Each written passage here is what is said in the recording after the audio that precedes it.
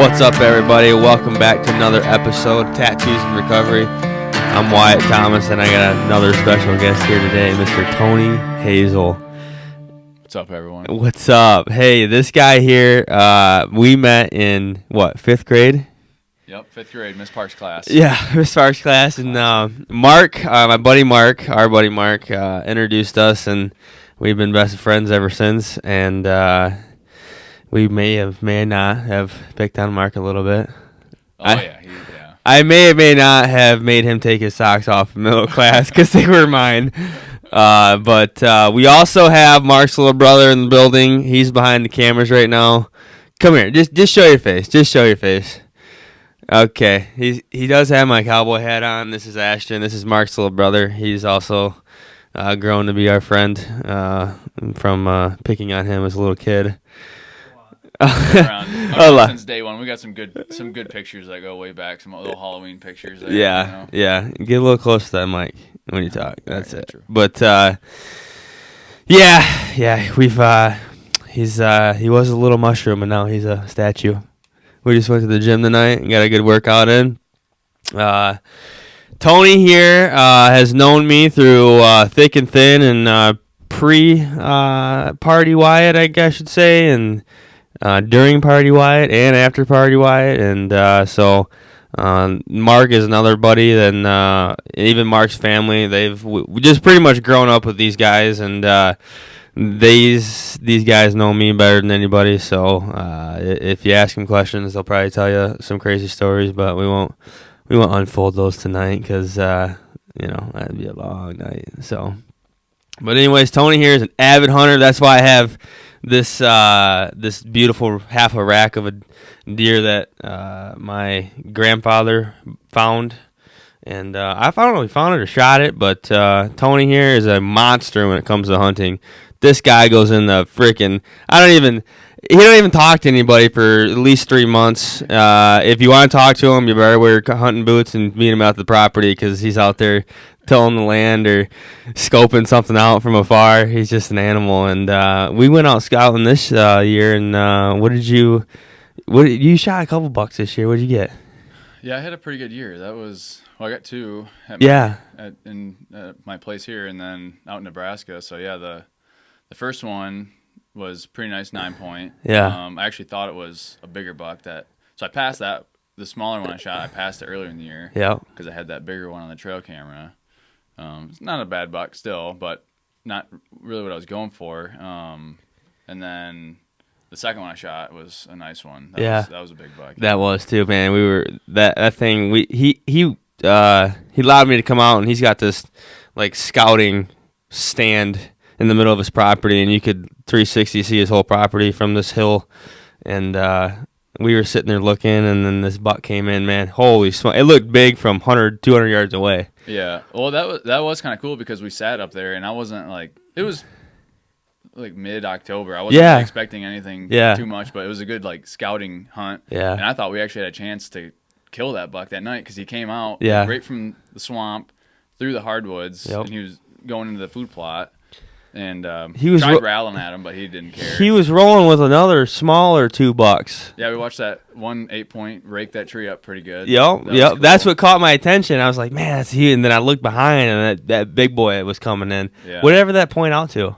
It was a 12-point. Yeah. Scored 169. Yeah, that was a nice one. That's dangerous. Yeah. That's a big buck for that area. Yeah. I mean, and you got all your neighbors and stuff. Weren't your neighbors a little upset? They're like, I don't know how. I mean, I'm sure they're I would have been a little bummed if someone else, out naturally, but they were sending me pictures of it. Everyone pretty much knew about it. So he was holding pretty tight though on the property, but he was there's 8 different properties that border ours. Yeah. So. But you keep yours pretty, Oh yeah, that was I never go back there at all.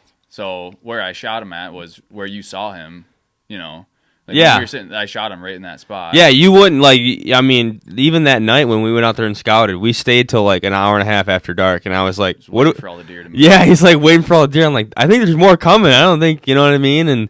And he's very, very, I would say meticulous. Yeah. You count your steps very carefully, and from studying the last 2 years of hunting and trying hunting and getting really deep back into it, that's what I've learned is the people that are hours and hours and going in the swamps that nobody else wants to go in, wearing waders in, those are the people that get the big bucks. And Tony here, he definitely. I will say you do have a land for it too. Holy smokes, you got everything. You got water, vegetation, bedding, and all that stuff. And you went to Nebraska too. Yeah, we had a successful trip to Nebraska. Where'd you get? You got a mule deer out there, didn't you? Yeah, me, Nash, and my buddy Zane. Yeah. All went out there bow hunting, and we all shot nice bucks. Yeah. Mule deer. Dude, that's just crazy. Yeah, we all shot some really nice ones out there, too. Man, I got to get traveling. Me and the father-in-law got to get... Well, I think we're going to Ohio. I think we are. I really think we are. I think we're going out there to scout soon and just check out that little piece of land at Coshocton County. I'd like to go down there during the rut next year. I'm supposed to go to Iowa late season for gun. Yeah. And I think we're going out there to scout, look for some sheds, and scout some land and see where we want to hang stands and whatnot. Yeah. Sometime this spring. So, but I want to go. That's late season, so yeah. I was hoping to go to Ohio or something during the rut. Yeah. Well, we'll see. We'll see how it all folds out. But what do you do for a living, man? Yeah, something a little different. Working with farmers. Yeah. So I work with farmers. Basically, help them manage the whole operation, Yeah. So like I'll kind of help them manage their soil fertility, crop health, and everything that goes into that, and we kind of handle more of the technology side of things, Yeah. Along with like boots on the ground, scouting and walking the field, stuff Yeah. like that. But we'll take all of, farms now, there's so much technology and data that all the tractors and equipment can gather. So we'll take all that, and it's a lot to handle, and farmers have so much stuff going on. So we'll take all that information in, and we can create, with our software, like variable rate maps. So when they're going to spread their fertilizer or planting, it'll change the rate as they're going across the field for a different, whatever nutrient they need. We can program it so that when they're driving across the field, certain areas of the field need more fertilizer. Yeah. And there's a lot that goes into that, but it can... Basically, we'll create the maps that'll adjust that rate for them. Wow. With the seed, fertilizer, whatever. That's so high tech. You gotta think like back in the day, like people were putting these in by hand. Right. And now there's just tractors that pick up the different zones that need more fertilizer and stuff like that. It's pretty crazy, the technology that's in the tractors nowadays. It's pretty awesome. Do you love your job? Yeah, I love it. Yeah. And part of the reason I got into it was because of hunting. Because when I was younger, I would drive around, and me and Jimmy, Vanessa a lot, we would drive around and just like knock on doors and try and get hunting permission. Yeah. So, I mean, it works out good because I get, to build a relationship with a lot of farmers. And so naturally. You got to learn how to like walk up and like, ask for permission. Like, at a young age, you got to learn how to like almost talk to random people. Right. About, and now, you got this job, probably just knew what to say and how to say it. And right. Well, that, and then, as I'm doing food plots behind the house, I'm like wanting them to be perfect. Yeah. And now I can... That carries over to your job. Yeah, exactly. So yeah, so that's awesome. Fun. I like it a lot. Yeah, and you have a girlfriend, Shar, right? Yep. What is she? She's going to be a doctor, isn't she? Yeah, she'll be a doctor. Smart plug, man. Yeah. How do we get these women? We got pretty lucky. We got real lucky. Yeah. Yeah, it's a blessing, and I seen pictures of her catching those fish. That's why I was like, you saw me. I think you sent me a Snapchat or a picture or something, and like she's holding the fish. I'm like, oh, Tony caught it, and I gave it to her. Yeah, no, she loves. She'll go out there with me. I mean, she'll tag along, and she goes out there. She caught a 40.5-inch pike a couple weekends ago. Yeah, we went out there, and she's. I know. I showed my father-in-law because I was like, hey, Tony. I was like, Tony caught this big, huge fish. He's like, well, what is it? And I'm like, I don't know. I gotta text him. That's what I was texting you. And he was like, dude, that's huge. Yeah, that was a big one. And he was like, he couldn't believe where he caught it. Mm-hmm. Like in the Saginaw. Up in the bay. Yeah, Saginaw He's Bay. like, that's crazy, dude. Yeah. Yeah. Yeah, there's tons. I mean, they're loaded up there. Yeah. That's That's fun. But you've always been a hunter and a fisher, and that's always been your thing. And also dirt biking, man. Me, you, and Ryan Banks used to motocross every weekend. Yeah. Either at my house or at your house.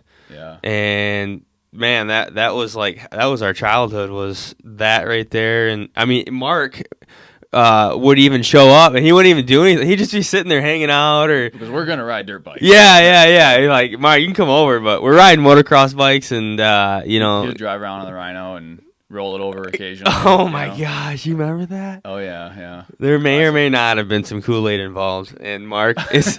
We're all having fun. Do you remember the story? You know the story? I don't remember who was all there, but. Well, all right. So Mark, we're at Tony's house. We just built this nice track. We're all ripping and riding, and Mark comes over, and he's riding the Rhino around. Well, he's like acting like he's on a dirt bike. He's riding around, hand off the way. Woo, yeah, it's all fun. And like we start like messing with him, and like we're shooting him with dirt and like popping wheelies next to him. Well, Tony's got like these rolling hills. I remember this perfectly because I was there. I watched it all. I watched the stuff fall on the back of the tailgate. Like, that's how focused I was on Mark.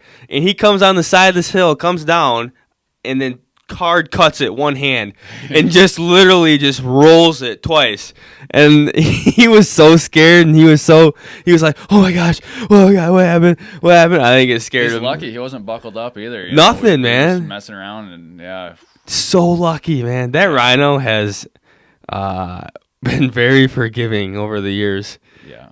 I think it runs good still. It's been wailed on pretty Remember flipping it like 20 times in the back cornfield? Yeah. Because it let go of the steering wheel. Yeah, it was like powder. The guy just worked the field up, and we were just full speed across the field and just let go of it. I was like, oh, you kept... Slammed the wheel to the side. You like did something with your hair, like slicked it back, and like, I'm talking coming down the cornfield, pinned, and I slicked my hair back and let go of the steering wheel. The powder just grabs the tires, and we just barrel roll. I mean, it felt like for an hour we flipped. Yeah. We were buckled in, thank goodness. Yeah, and it landed down the hill, so we couldn't lift it up. Yeah. So we had to go get Katie. Yeah. My sister Katie to come help us pick we had heavy hitter. We had to have a woman do our job for us. We couldn't do it, but yeah, good times.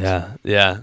That was good times, man, and but Tony also was around when I was going through, my addiction and my craziness, and I bring him on here to let people know, just, you can have good friends, you can have people, we all partied and had fun and our fun in high school and stuff like that, and these guys grew out of it, and I grew into it and took it to a whole nother level, and these guys saw it, and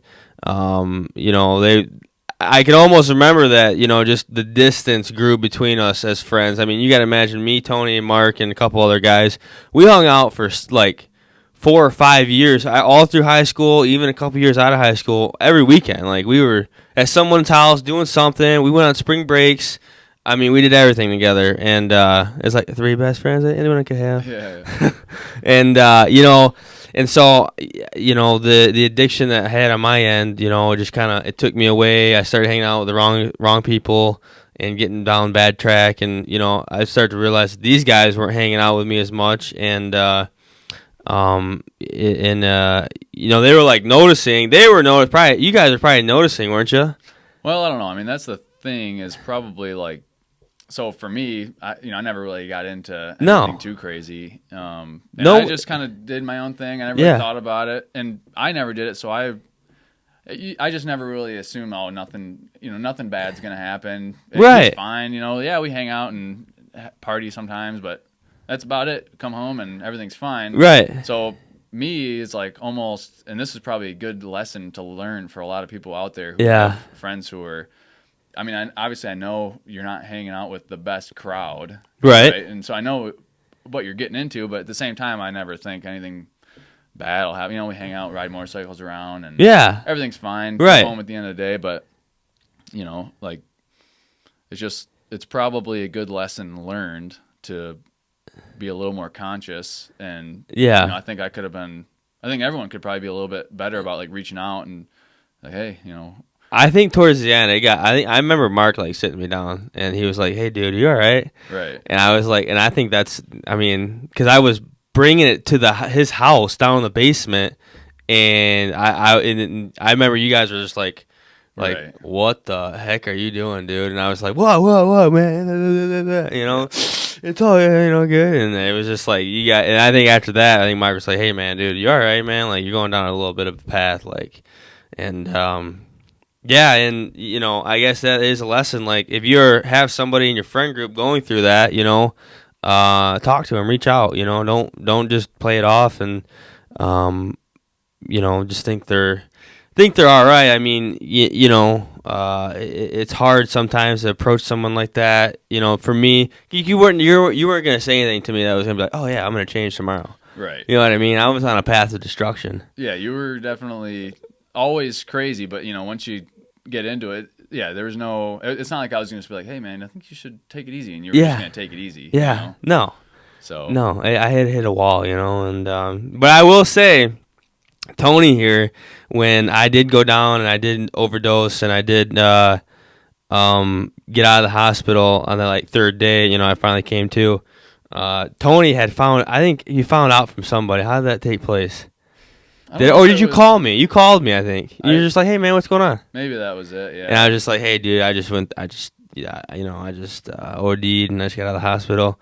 And I think your words were like, all right, well, you mind if I stop by? And you rode your motorcycle over within an hour. Yeah. And we were just sitting on the front porch just chopping it up. And I think and then I rode with you guys when you met Swanson. Yeah, down, and then you kind of veered off and Yeah. Yep. And I'll never forget that, man. That was and then Mark came and visited me, and I say all that to say is once you get out of your addiction, your recovery, and you're in your recovery, the people that come see you, the people that come check on you, I mean, the whole Lang family, Ashton, you were there, they all showed up one day to just on a Sunday just to see me, made fun of me for my purity ring, and, and just they all supported me. So these group of these two men in the room right here and their families was a big support system for my recovery that I talk about very much on here, that having a support system when you're recovering is very big, and this is the fruit of it right here. So I thank you guys, and I don't want to get all sentimental, but Cowboys don't cry. Yeah, no, I mean, I think the big thing is when I look back and think about different things that you could do different, or I could do different. It's just whenever we hung out, we never got into that kind of stuff. No, and I really didn't bring it around. You know what I mean? I knew you weren't doing that. You know what I mean? And then every time I would say, hey, what are you doing? Let's hang out. We would hang out. Yeah. So it's just, and then if I didn't hear from you, I would just go about doing whatever I'm doing. Yeah. So it's just I'm almost oblivious to it, Yeah. So for people out there, it's if you got friends who are kind of what they're getting into, you can be a little bit more conscious, and because I mean we're lucky even to have you here. 100%. Yeah. So that could have went 100 totally different way. So we got really lucky, but I mean could have been prevented. I think in some at least maybe. Yeah. And so that could be the difference for some people. Yeah, simply asking, hey man, talk, sitting down talking. I mean, we went on plenty of rides where you could have said something, and Mark, I think Mark did say something, but again, I was just, running 100 miles an hour, and I wasn't slowing down for it. But yeah, for the people out there that people have that friend that's in addiction, they reach out more, hang out more, or ask questions. I mean, get family involved and stuff like that.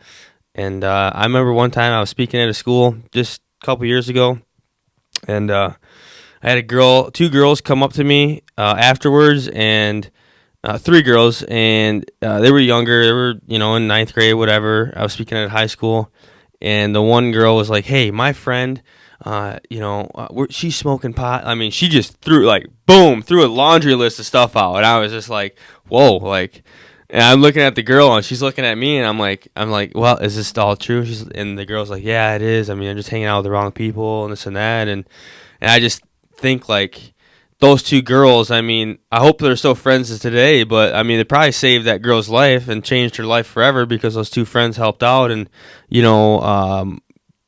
brought it to attention when it needed it. And so, we're here now and we can talk about it, thankfully, and teach others. That's why I brought Tony on here and Ashton, and I'll bring other people on here that kind of saw me on the outs, and we can teach people and learn from people. But I mean, Tony now, he's an animal. He's working and hunting and going to the gym, eating right, and I mean, he's just another person that I talk about on here, surrounding yourself with positive people. He's one of the guys I surround myself with, Ashton. I mean, these are in my book top-notch guys that have jobs, they're, houses, and looking forward to that future family and this and that. I mean, these are the people that I surround myself with. And when I say that I say that a lot on this podcast, that's why, these guys are sitting here now and, showing the flesh. So, it's definitely a pleasure to have you guys on here, and one day I'll get enough people that way I can have. I have big sit down, Ryan and all them, stuff like that. No, you're making progress. This is a sweet setup you got. I know it. I just every time something different. My old man put this picture up. My old man did that. Yeah, and cool. I found that in the garage, and one day I'll have a big old barn where we can all sit down and chop it up, and big old couch. Cowboy Rick here can, sell it to us all and stuff like that. Ashton, you got anything you want to say to the people? I need you just back to. I feel like you got something on your mind. Stretch before you do leg day. We had a good leg day today. We did hit a good. We had a great leg day, and Ashton, he walked into my house and he was a little wobbly. There was definitely some, but like a baby horse. Yeah. Yeah. First steps. Yeah, it was great, but good times. Good times, man. Well, I think that's it, and the message for today is for the people on the outside with that person inside in addiction. Ask more questions. Yeah, be a little more conscious about it for sure. Yeah, you could just save them from, snorting fentanyl up their nose and going through that, Yeah. So, I always end with a prayer, and so I'm going to pray. We're going to pray for MSU and their situation they had out there, and just a couple people. That was a crazy situation, man. That was, I couldn't, I don't know. We had a family member out there, went to school there, and it was just, it hit a little differently once I figured out there was an active shooter there, man. I saw red, and I was like, what the, I went in straight combat mode. Yeah. And ran out there, and we got her, and it was just crazy. I was listening to the police scanner on my phone. I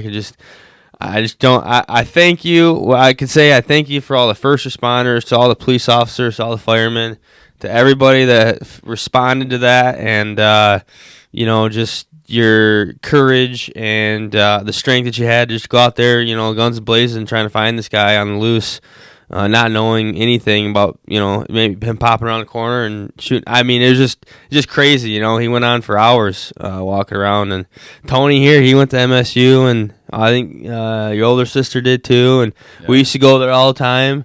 It's just crazy that happened. I'm still blown away. Yeah, it's weird because I when I was there, I would go hang out at the Union. They had late night there. A lot of people go hang out, and just there's food there, and it's a good atmosphere. Everyone just hangs out. It's fun, and yeah, it's just crazy to think someone going in there and doing that. So oh my gosh, man, horrible for all the people there that went through that. But yeah, my heart breaks for them. So we're gonna end it all with a little bit of prayer and.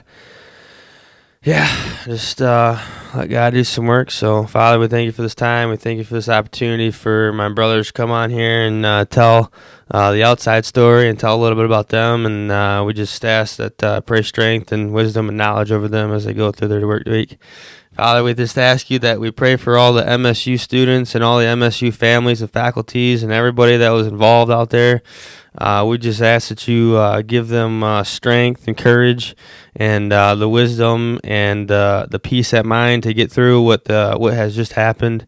And we ask that you just come into all their families and all their hearts and just soften them and bring them closer together, And we just thank you for your grace and mercy and your forgiveness. And we just ask that all our families be safe, clean health, good health. And we have a good work week and a good weekend. Everyone be safe. And just keep Jesus in your hearts. And amen. All right, man. Well, hey, Tony, thanks for coming on, man. You're an awesome dude. Ashton, you're an awesome guy. Thank you guys for being in my life. And we'll catch you guys next time. See ya.